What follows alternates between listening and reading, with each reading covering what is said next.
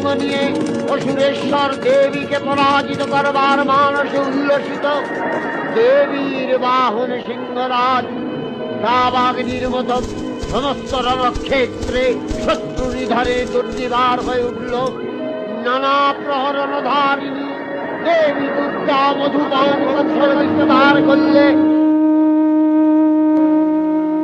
দুর্গা মহিষাসুরকে শূলে বিদ্ধ করেছেন, আর খড়গ নিপাতে দৈত্যের মস্তক ভুলুণ্ঠিত।